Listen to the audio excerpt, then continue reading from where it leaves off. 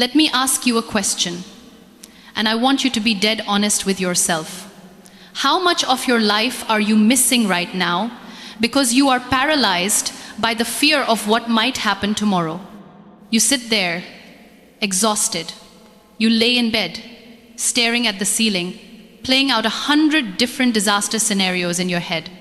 You think that by worrying, you are somehow protecting yourself.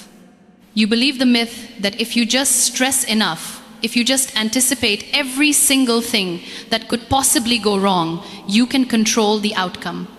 That is a lie. Worrying does not protect you. Worrying does not solve the problem. All it does is steal your joy today. It robs you of this exact moment. You are trading the oxygen in your lungs right now for a ghost that doesn't even exist yet. People think happiness means a life with no pain. They think being happy means your bank account is full, your relationships are perfect, and you never face a closed door. Let me tell you the truth. If you wait for everything to be perfect before you decide to be happy, you will die waiting. Happiness is not a lack of problems. It is the absolute, iron-clad decision to stop worrying about what you cannot control and start taking ownership of what you can. Today, we are going to tear down the excuses. We are going to destroy the anxiety that is keeping you locked in a mental prison. I'm going to give you the exact steps to stop worrying, take your power back, and manufacture your own joy every single day. Are you ready? Good. Listen closely. The first rule is radical acceptance. You must accept your current reality exactly as it is right now. Not as you wish it was. Not as it used to be. Not as you planned it to be 5 years ago when life seemed easy. You have to look at the pain, look at the loss, look at the closed doors, and accept them. You have to stop fighting the ghost of what should have been. What should have been does not matter anymore. What matters is what is. You are here. This is the hand you were dealt. This is your reality. Accept it. Why do so many people fail at this? Why do they stay miserable? Because they think acceptance means surrender. They think if they accept the bad situation, they are letting it defeat them. So instead, they live in denial. They replay the past over and over. They constantly ask, why me? Why did this happen to me? This isn't fair. I didn't deserve this. But would you believe me if I told you that life doesn't care about fairness? Life keeps moving. And what happens when you resist it? A slow, silent collapse. When you refuse to accept your reality, you create a massive breeding ground for chronic anxiety. You spend all your mental energy fighting a war against the past. You fight a war you cannot win. You drain yourself dry, trying to change something that has already happened, something that is already set in stone. And while you are busy fighting yesterday, today is slipping right through your fingers. You are wasting the only moment you have any power over. Let me make it perfectly clear. Refusing to accept your reality is like trying to sail a ship across the ocean while your heavy iron anchor is dropped at the bottom of the sea. You can adjust the sails all you want. You can steer the wheel until your hands literally bleed. You can push the engine to its maximum limit. But you are not going anywhere. The resistance will eventually tear the ship apart. You are burning fuel. You are making noise. You are creating a massive amount of motion, but you are achieving zero forward progress. You have to cut the anchor. You have to let it go. You cannot paint a masterpiece on a new canvas if you refuse to let go of the old, torn one. So here is exactly what you are going to do today, right now, not tomorrow. You are going to take an inventory of truth. Get up, grab a piece of physical paper and a pen. I do not want you to type this on your phone. I want you to feel the ink on the page. Write down exactly what is broken in your life today. Write down the job you lost. Write down the person who walked away. Write down the diagnosis you received, the massive mistake you made, or the opportunity you missed. Put it in black and white, right in front of your eyes. Look at it. Do not look away. Breathe it in. And then I want you to say aloud to an empty room, "This is my starting line. not your finish line, your starting line. You acknowledge the dirt, you acknowledge the absolute mess, and you draw a bold line in the sand. You stop wishing for a better past. You own the present. You look at the damage, and you decide that your greatest comeback begins right here, standing directly on top of the wreckage. Do it today. Let's move to the second rule. Stop playing God with your future. You have to let go of the illusion of control. You think you can manage everything. You think if you just think hard enough, plan hard enough, and stress hard enough, you can force the universe to bend to your exact will. But the truth is, you control your effort and you control your attitude. That is it. You do not control the outcome. You never did. And the moment you accept that reality, you take your life back. Why is this so hard to grasp? Because human beings are terrified of the unknown. We hate not knowing what happens next. So, what do the masses do? They fall into the trap of mental exhaustion. They spend hours, days, weeks trying to predict every single disaster that could possibly strike. What if I fail? What if they say no? What if the economy crashes? What if my health fails? You think that by anticipating the worst, you are somehow preparing for it. But let me tell you what you are actually doing. You are suffering twice. Worrying does not empty tomorrow of its sorrow. It only empties today of its strength. You are draining your battery on things that haven't even happened and most likely will never happen. You are living in a nightmare of your own creation while the real world passes you by. You are surviving, but you are absolutely not living. Think about it like this. Have you ever been on an airplane during a heavy storm? The turbulence hits, the plane drops suddenly, and what do? You grab the armrests. You grip them so tight, your knuckles turn white. You push your feet hard into the floorboards. Your heart is pounding, your jaw is clenched, and you genuinely believe that your tight, anxious grip is somehow keeping that massive metal machine in the sky. It is ridiculous, isn't it? Your grip does absolutely nothing. The pilot is flying the plane. The aerodynamics are keeping it in the air. Your panic is not saving your life. It is just making the ride completely miserable. That is exactly what you are doing with your future right now. You are gripping the armrests of your mind, thinking your anxiety is keeping the plane from crashing. It is not. Let go of the armrests. Hear me loud and clear when I say this.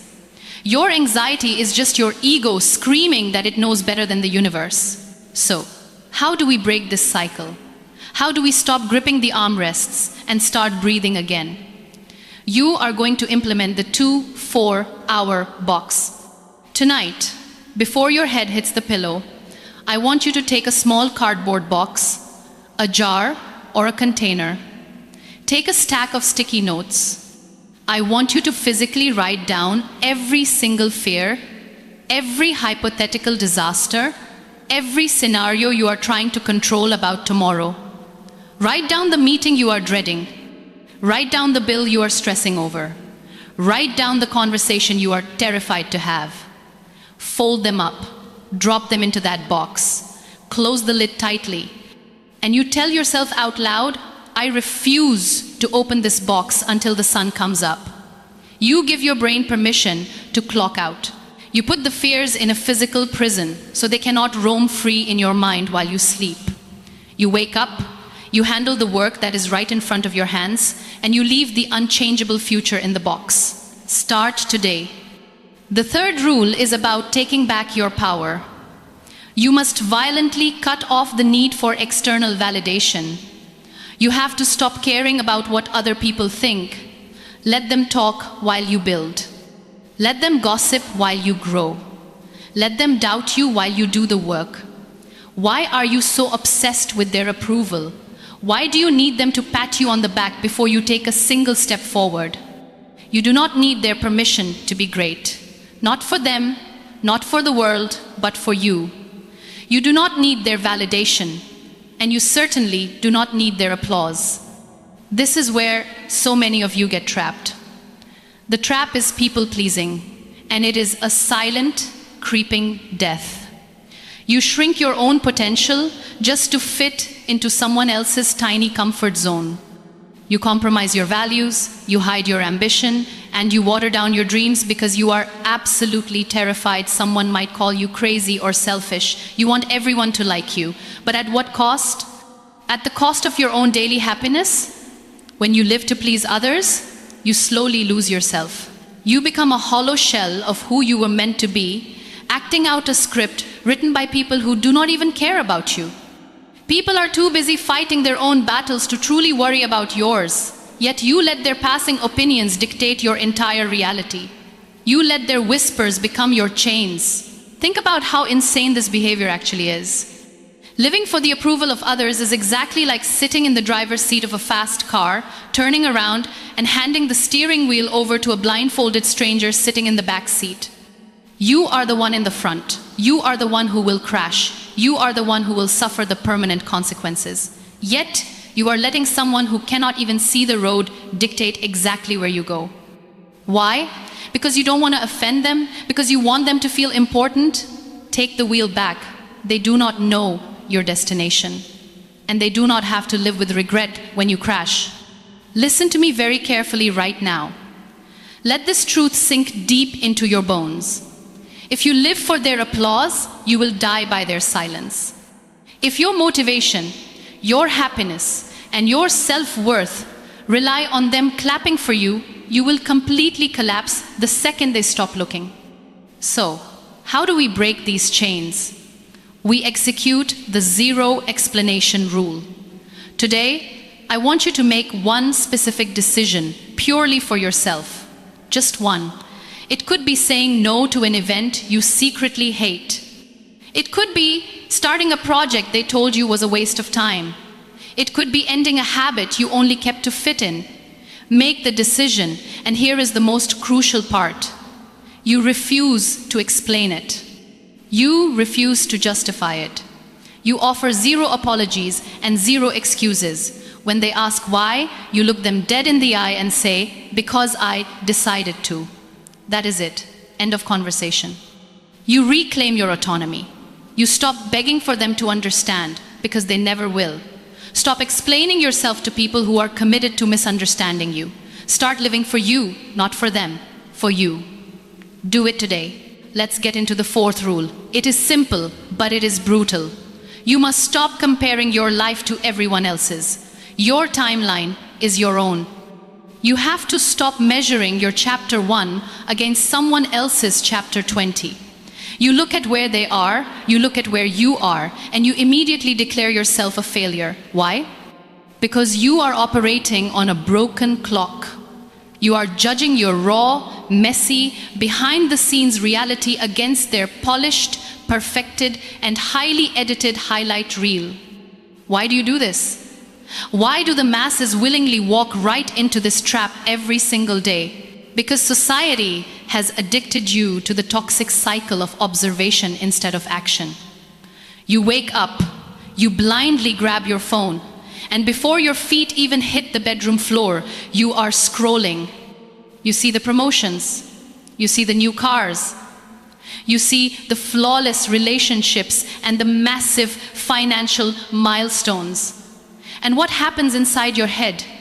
You take their success and you instantly weaponize it against yourself. You use their victory to confirm your own deep-seated unworthiness. You convince yourself that because they are winning, you must be losing. You feel anxious. You feel hopelessly left behind. You start rushing your process, cutting corners, and hating the very life you are desperately trying to build. This constant, relentless comparison is a silent thief. It steals your focus, it steals your daily joy, and it completely destroys your momentum. You are letting someone else's fake perfection ruin your actual progress. Think about the absolute insanity of this behavior.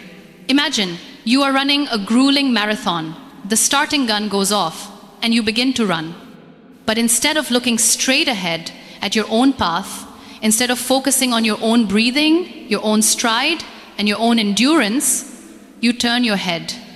You stare sideways at the runner in the lane right next to you. You obsess over their speed. You watch how their feet hit the pavement. You wonder how they make it look so effortless. And what happens to you? You trip over a massive rock in your own lane. You fall hard. You literally break your own neck because you were too busy watching someone else's race to navigate your own obstacles.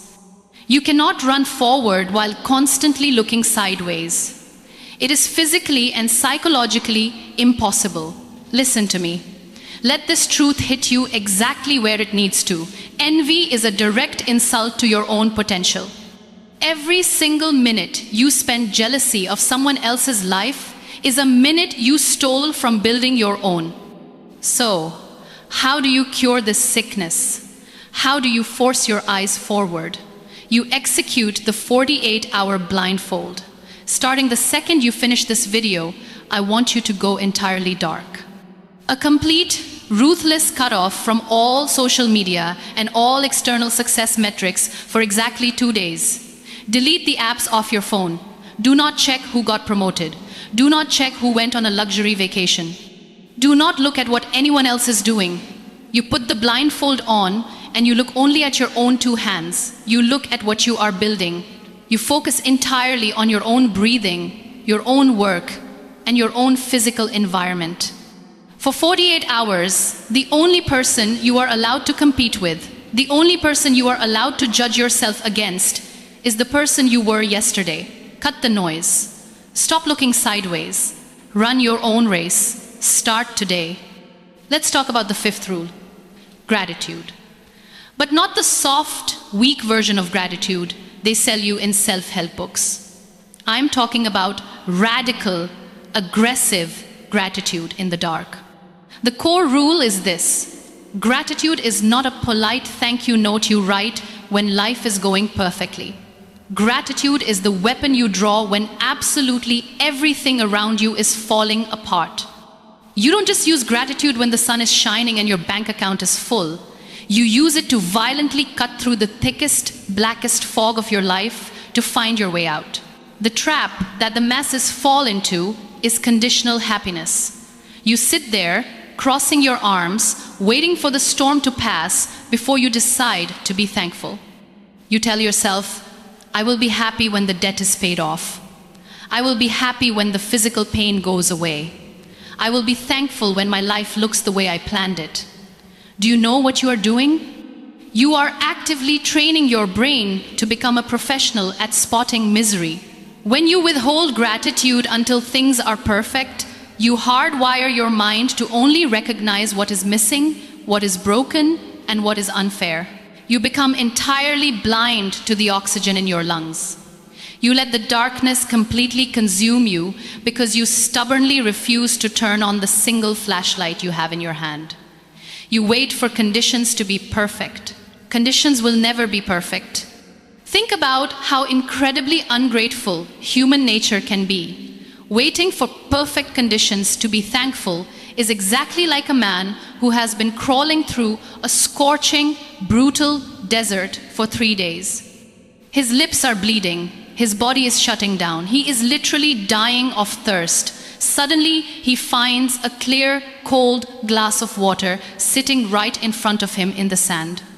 But instead of falling to his knees, weeping with relief, and drinking it to save his life, he stares at it, crosses his arms, and complains bitterly because the glass doesn't have ice in it. He lets himself die of thirst out of pure, arrogant stubbornness. You are doing the exact same thing with your life right now. You are ignoring the life-saving water because you are obsessed with the missing ice. Listen to me closely. Look at my life. Look at the chair I sit in. I learned this truth the hard way, and I am handing it to you right now. You don't need legs to stand tall, and you certainly don't need an easy life to find a reason to smile. So here is how you build this weapon and execute the plan. Starting tomorrow morning, you are going to enforce the 3 breaths protocol. Before your feet even touch the bedroom floor, before you reach for your phone, before you let a single anxious, complaining thought enter your mind, you stop. You stay in bed. You take one deep physical breath, and you force your mind to list exactly 3 things you still possess right now that someone else in this world violently lost today. Do you have your sight? Someone went completely blind today. Do you have a roof over your head? Someone was thrown out onto the street today. Do you have breath in your lungs? Someone took their very last gasp of air today. You force your brain to recognize the profound, undeniable wealth you already have. You armor your mind with brutal gratitude before the world even has a chance to attack you. Do it today. The 6th rule is about warfare and defense. The discipline of protecting your own energy. You must become fiercely, unapologetically protective of what you allow to enter your mind. Your focus is your most valuable currency, and right now you are spending it like an absolute fool. You have to cut the dead weight. You have to stop allowing everyone and everything to have free access to your mental space. If it does not build you, if it does not protect you, if it does not push you forward, it has to go. No negotiations, no second chances. Why is this so difficult for the masses? Because people are terrified of setting boundaries. They confuse being a good person with being a human doormat. And so, you fall right into the trap. You engage in meaningless, petty arguments with strangers who do not care about you. You absorb toxic, fear-mongering news the moment you wake up. You sit around listening to the same group of people complain about their lives, day after day, year after year, doing absolutely nothing to change it. And then, at the end of the day, you sit on your couch, completely exhausted, completely drained, and you wonder why you have 0 energy left to build your own life. You wonder why your dreams are dying. You wonder why you feel anxious and heavy all the time. It is because you are bleeding out. You are giving your precious life force away to things that do not matter. Think about the sheer stupidity of this behavior. Imagine you buy a high-performance, $1 million sports car. You take it to the station, and you fill it to the very brim with the most expensive premium fuel on the market. But then, you deliberately leave the gas tank cap completely off and you walk away. What happens? The fuel evaporates into the air. It spills out over the sides as you drive. By the time you actually need to accelerate, by the time you actually need the raw power to climb a steep, brutal hill, you step on the gas pedal and absolutely nothing happens. The engine sputters and dies. You are pouring premium effort into your life, but you are leaving your mental gas tank wide open to toxic people and useless distractions. You are running on empty because you refuse to put the cap back on. Listen to me. Burn this into your memory and never forget it. You cannot heal in the exact same environment that broke you. You cannot grow if you are surrounded by people who are absolutely determined to stay exactly where they are. So, how do we stop the bleeding? How do we seal the tank? Today, you execute the Ruthless audit. I want you to sit down and identify the top 3 emotional vampires in your life right now. This could be a specific person who constantly drains you with their drama. It could be a toxic habit, like scrolling through negative news for an hour every night.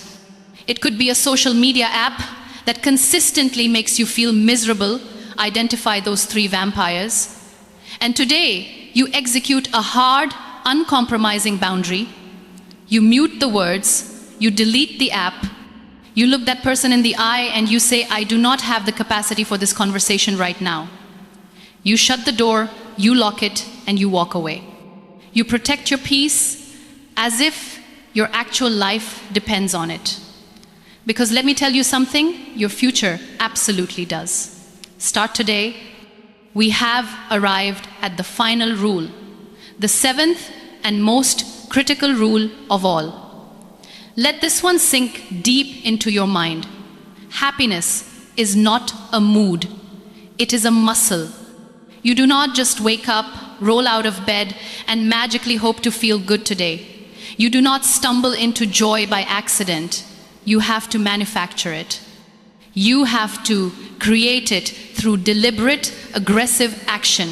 You have to flex the muscle of happiness every single day, or it will completely atrophy.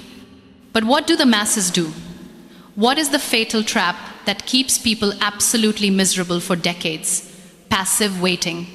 You sit there, trapped in your own head, waiting for a savior.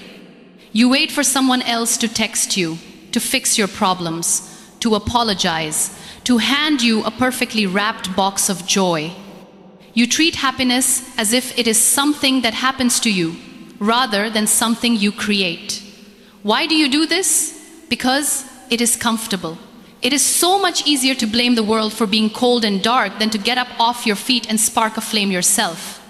But when you wait for someone else to make you happy, you hand over the absolute control of your emotional state. You become a helpless victim of circumstance. And let me tell you the harsh reality about waiting. The world does not care if you wait. The world will let you sit in the dark forever. Think about the sheer absurdity of this mindset. Living like this is exactly like walking into a freezing, pitch-black room in the dead of winter. You sit down in a chair directly in front of a dark, empty fireplace. You wrap your arms around yourself, you shiver to the bone, and you scream at the stone, "Give me heat, and then I will put the wood in." That is not how the laws of physics work. That is not how life works. The fireplace owes you nothing. You have to get on your hands and knees. You have to gather the wood. You have to strike the match and blow on the embers yourself before you ever feel a single degree of warmth. You must build the fire before you can feel the heat. Listen to me. Listen to my voice right now. Nobody is coming to save you. Nobody is coming to rescue you from your own mind. You have to be your own hero. So, how do you strike the match today? You execute the one-win mandate. Happiness does not require a massive, life-altering event. It requires daily, intentional sparks. Today, right now, I want you to look at your schedule. You are going to carve out exactly 20 minutes for yourself. Not for your boss, not for your family, not for your obligations, for you. You are going to schedule one specific action that brings you pure, undeniable joy. It could be drinking a hot cup of tea in absolute silence. It could be walking outside and feeling the sun on your face. It could be reading a book that moves your soul. You write it down on your calendar and you defend that 20 minutes as if your actual life depends on it, because your mental survival does. If someone asks for that time, the answer is a hard, flat no. Stop waiting for the world to hand you joy. Get up, strike the match, and manufacture your own heat. Start today.